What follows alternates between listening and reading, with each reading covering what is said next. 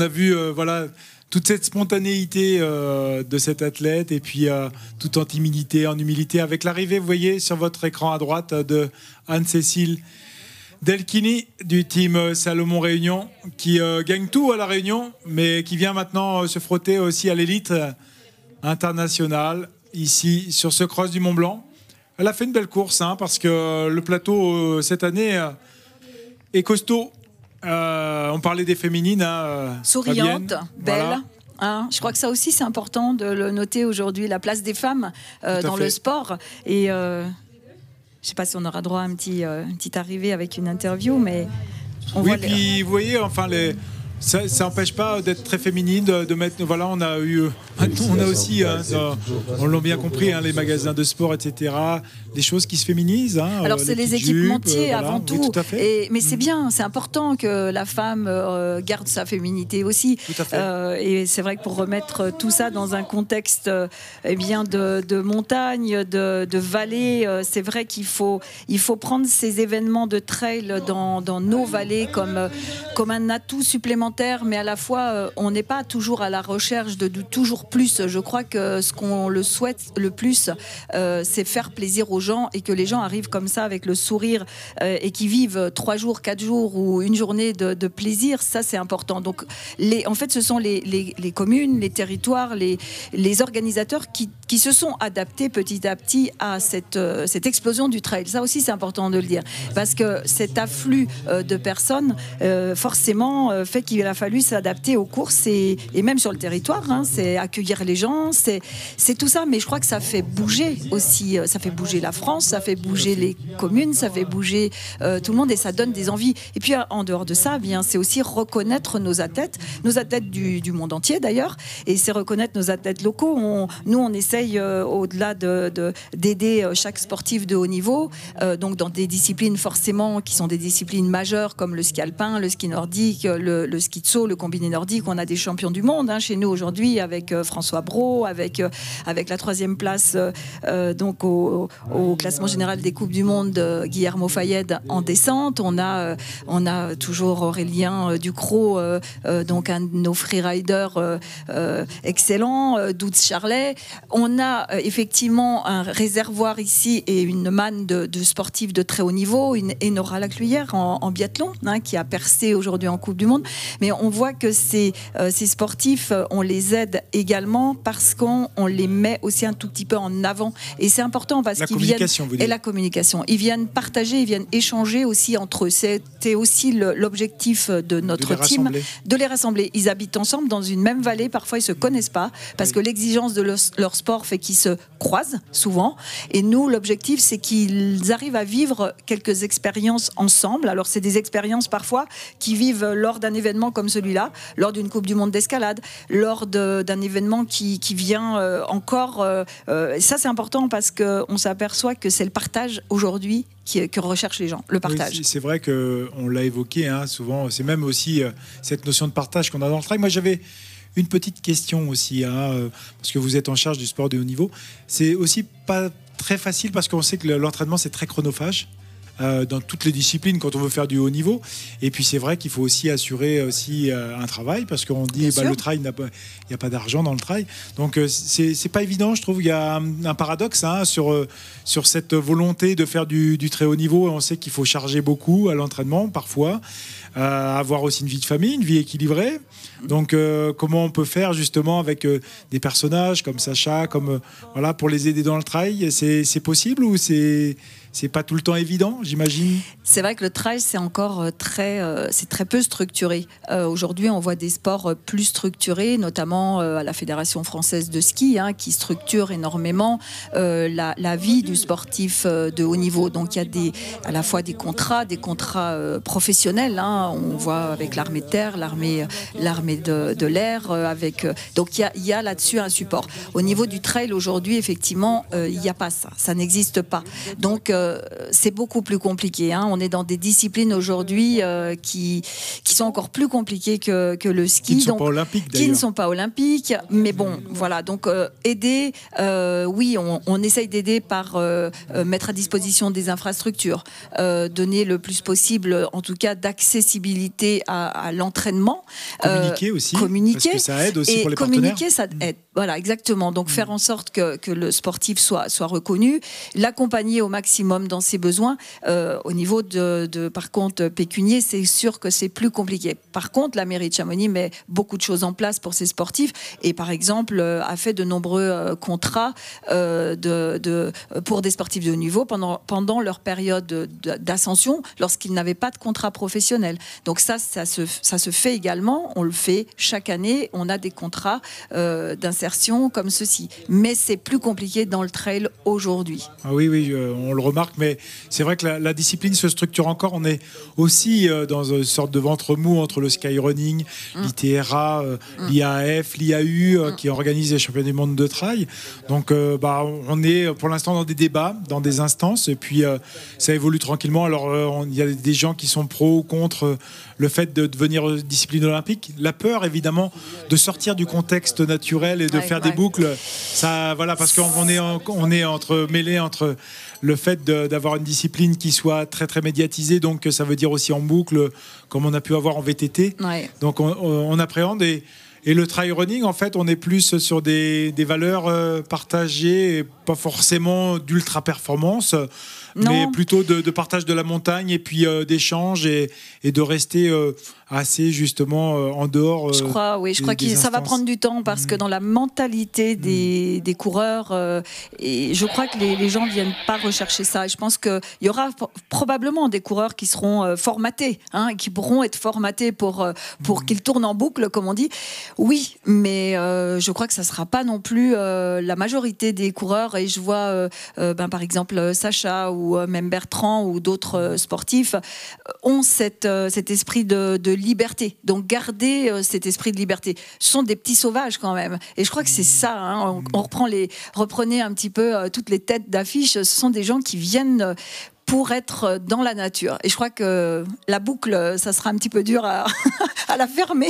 Oui, je pense qu'aussi, c'est un désir d'aventure et de sortir du contexte urbain. Tout à fait. Et de mais pouvoir on y revient vivre des fois. Objets. Oui, ça, c'est très rigolo. Les trails urbains, oui, voilà, on y revient. Non, mais on y revient. Et ça, c'est rigolo parce qu'on refait la boucle. Et ça, c'est assez bien. Une transposition un peu des modèles. Exactement. C'est sûr, on a vu tout à l'heure quelques images de la fin de course et des serre-files, on va dire, à la fin de Trèlechamp. Donc ça veut dire qu'à Trèlechamp, ils vont fermer bientôt le site. On voit encore ici des arrivées des 50, 100 premiers sur ce cross du Mont Blanc. Vous avez pu assister, on fait un petit point. Donc maintenant, le scratch homme...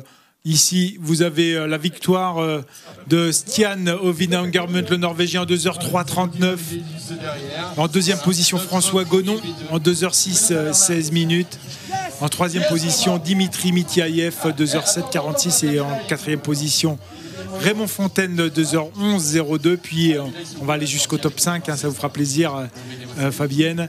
Allez. Le cinquième, Bertrand Amoumraoui, qui termine en 2h13.49 et qui a fait une course fabuleuse. Alors, chez les femmes, maintenant, voilà, vous voyez, vous avez le top 10, c'est bien, on a le top 10 avec Sylvain Vouillamoz aussi, Et oui, local de l'épreuve, je l'avais pas oublié, mais effectivement Sylvain, qui vient aussi du ski de fond, qui a pratiqué le ski de fond longtemps au club de ski de fond de Chamonix. Et c'est vrai qu'il, voilà aussi clairement quelqu'un qui arrive 10e du cross du Mont Blanc, mais qui est dans un esprit de liberté avec, on essaye de pas trop avoir de contraintes, on va dire, de des la gros part. Moteurs, Des gros moteurs, ouais. Mais ils ont appris, ils sont pas arrivés là par hasard, ils ont appris, ils sont entraînés depuis tout petit, et c'est là où on voit aussi je pense que ce qui est assez intéressant dans le trail, c'est de voir aussi le vécu de chacun, de où certains arrivent et certains qui arrivent là-dedans, qui sont parachutés justement des courses.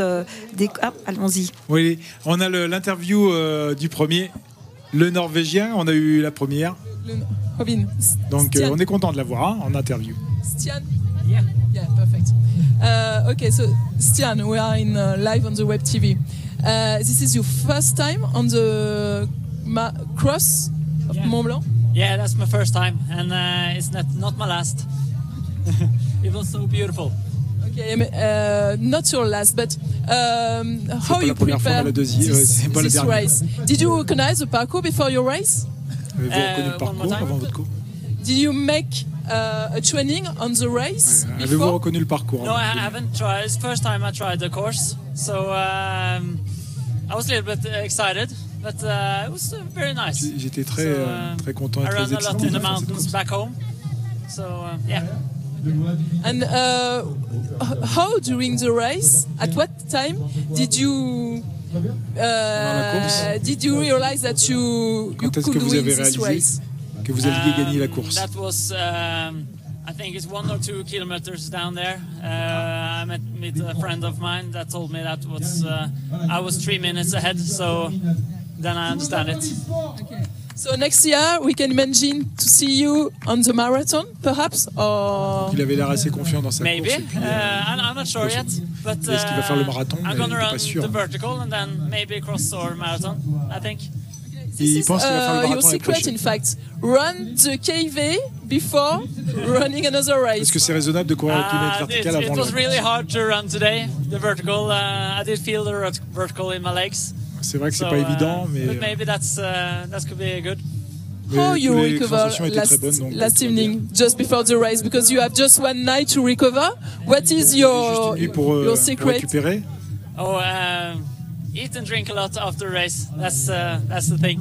Il faut boire beaucoup après la course, c'est les clés du Excellent, succès excellent. pour réussir. Congratulations. Enfin, boire beaucoup d'eau, je suppose. Hein. Voilà. A priori. En tout cas, C'est- des potions magiques, mais Mais c'est vrai qu'on a aussi toujours cette tendance à dire, voilà, il faut aussi prendre du recul, hein, parce qu'on peut rentrer facilement comme un moine, hein, quand on est sportif de haut niveau. aussi. Il ne faut pas non plus. Aussi. Il faut savoir aussi doser sur les périodes et programmer pour ne pas tomber non plus dans l'excès inverse, c'est-à-dire se rentrer complètement. Parce que c'est quand même des contraintes, hein, on le voit, et on peut rentrer facilement. Je crois On en qu'il y a- parlait hier avec justement Pierre Saget, puis aussi d'autres personnes sur ces phénomènes. On peut être facilement dépendant d'une pratique sportive. Dépendance, c'est très bien, c'est-à-dire que on a une pratique régulière, quotidienne, hebdomadaire de la pratique sportive qui nous fait du bien à la tête, hein, que ça oxygène le cerveau, la course à pied. Donc faites de la course à pied.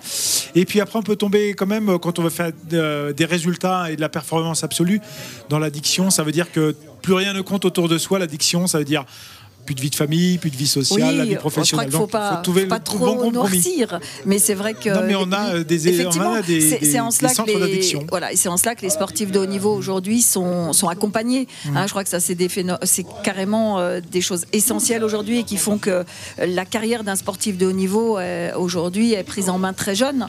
Et on connaît maintenant aussi ce problème d'addiction qui arrive forcément quand on veut bien faire, parce qu'on veut atteindre le top.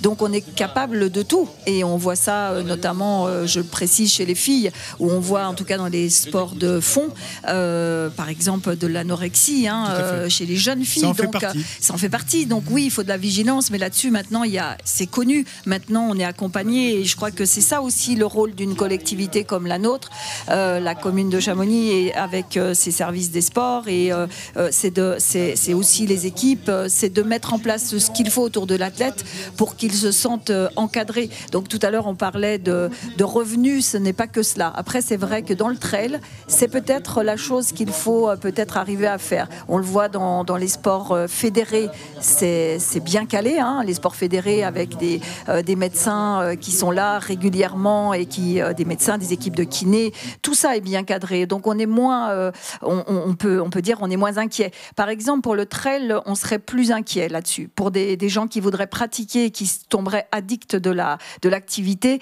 qui n'auraient pas avant un vécu, par exemple, de skieur comme là, par exemple, Sacha, ou comme là, Bertrand, qui savent déjà gérer. Je crois que c'est ça qu'il faut qu'on mette en place, nous, les collectivités, pour des gens qui se lancent dans le trail, c'est un suivi. Donc c'est déjà en place, mais les aider un peu plus, oui, j'engage tout le monde à le faire, c'est évident. Il faut faire attention, ça peut basculer très vite. Tout à fait. Et puis les études qu'on peut faire sur les sportifs de haut niveau vont aider aussi à la pratique de la masse, on va dire expérimentale, parce que souvent aussi, ce qu'on voit, c'est les intermédiaires qui sont les plus dangereux, hein, c'est-à-dire les athlètes de haut niveau. Eux sont suivis. Les athlètes loisirs, eux vont avoir une pratique très raisonnable. Ouais. Et c'est, on va dire, la petite tranche intermédiaire, c'est-à-dire celle qui se situe après les athlètes de haut niveau, Ouais. un tout petit pourcentage, mais c'est celle-là la plus sensible, on Ouais. va dire, sur le sport de bon niveau, on va Ouais. dire, mais pas de haut niveau. Hein. Ça me fait rebondir ça sur. On peut en parler un petit peu sur le dopage. Tout à fait. On l'a vu hier d'ailleurs, on l'a évoqué. Voilà. Et je crois que là aussi, on s'aperçoit aujourd'hui que le dopage aujourd'hui est vraiment traqué. On essaye, toutes les fédérations essayent de mettre en place tout ce qu'il faut pour que, il y ait le moins possible de dopage. Ça l'est sur toutes nos courses. On a des équipes de médecins, tous les coureurs, en tout cas, qui passent. On l'a vu, vous l'avez vu, donc c'est sérieux. Mais on s'aperçoit également, et ça c'est pas nouveau, je me souviens il y a 20 ans en arrière, il y avait eu des études qui avaient été faites en URSS. Alors bien sûr les skieurs de fond de l'Ukraine et de l'ex-URSS avaient une tendance à très porté sur certains produits, n'est-ce pas? On le savait. Un peu, on va dire. Était très très chargé. Mais le record était parmi les skieurs de groupes, même pas dans des groupes fédéraux. C'était les skieurs derrière, qui faisaient les longues distances. Et eux, ils se chargeaient tout azimut. Voilà. Donc ça aussi, ça fait partie de l'encadrement des sportifs de haut niveau. Et dans des disciplines non fédérées, il faut que ça soit Parce qu'on stigmatise aussi beaucoup le dopage, etc. Mais il faut bien comprendre aussi, c'est une attitude et un comportement des fois qui est difficilement contrôlable. Et puis aussi, c'est aussi de l'accompagnement, c'est de l'information, c'est pas uniquement de la sanction. Il faut sanctionner. Ça, c'est important quand on triche. On l'a vu, il y a des pénalités. Il y en a des pénalités aussi lorsqu'on triche avec des produits interdits. Maintenant, on est aussi dans une logique de formation, d'information et d'accompagnement.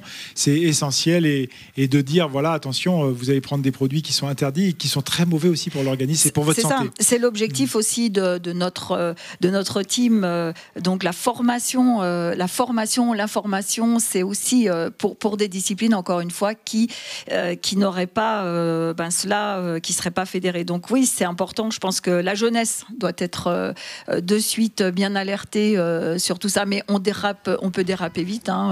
Je veux dire, c'est parfois pas grand-chose le doping. C'est pas grand-chose. Non, mais c'est vrai que c'est les minutes de gagner, et c'est l'envie de pouvoir performer, d'être devant et d'être adulé. Peut-être de moins souffrir. Voilà, c'est cette recherche aussi alors de moins que souffrir. La douleur fait partie de la pratique du trail. On le voit là, sur une arrivée, ce monsieur, la bouche ouverte, et en recherche d'oxygène. Et voilà. Il a l'air de se faire plaisir. Mais il se fait plaisir, voilà. Mais je crois quand même, il faut peut-être qu'aujourd'hui, il me semble en tout cas que dans des disciplines jeunes comme le trail, il me semble tout de même qu'on a beaucoup moins ce problème-là. Voilà, je ne l'entends pas, en tout cas. Je n'entends pas, des coureurs avoir été épinglés. Enfin, je suis un petit peu quand même l'actualité. Je n'entends pas ça. Ou alors, ça doit être extrêmement minime, non ? C'est sans stigmatiser. Ça reste des cas vraiment très particuliers.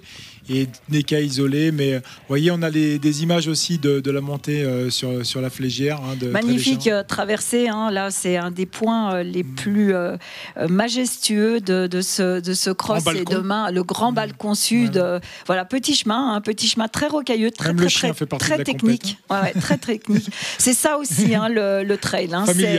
C'est le rhododendron que vous voyez là en pleine floraison. C'est l'époque magique dans la montagne. Et les myrtilles, c'est pour quand ? C'est trop tôt. Il va falloir attendre un petit peu là. On ne va pas cueillir encore les myrtilles. Mais les rhododendrons, c'est explosif. C'est ce fuchsia que vous découvrez. Donc là, je pense quand même qu'ils se régalent, les gens. Ils se régalent. Forcément, ils se régalent.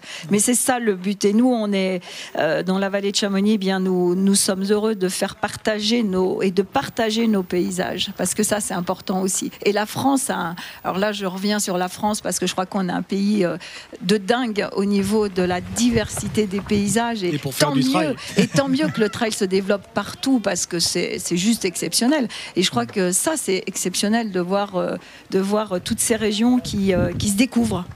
Ok, on va en terminer sur ces images. Je vous remercie beaucoup. Merci. Fabienne Boson-Ravanel d'être venue nous voir. Je vous rappelle que vous êtes élue justement en charge des sportifs de haut niveau et c'était un plaisir de vous accueillir, de pouvoir parler. On sent la passion, on sent aussi le travail que vous fournissez toute l'année avec les sportifs de haut niveau. Qui, je l'espère, on fera un bilan encore l'année prochaine, on se reverra. Sûrement, on a plein de choses à faire avec eux, on engage des process, on essaye d'être présent et les entourer. Merci à vous et bonne continuation. Merci beaucoup. Week-end. Et puis on va faire, nous, une petite pause. On va rester sur les images. Hein. Vous voyez de la montée à la Flégère, de l'arrivée sur le site de Plampaz. Et puis on fera un petit point tout à l'heure. On aura, je vous rappelle, le départ du 10 km. On pourra faire un petit point aussi avec des invités. Encore plein de petites choses. Restez avec nous sur cette Web TV. Vous allez voir du off, de la pub aussi. Mais voilà, on reste ensemble. Mais on est toujours dans le live, on est toujours dans le direct. C'est le Web TV. À tout de suite.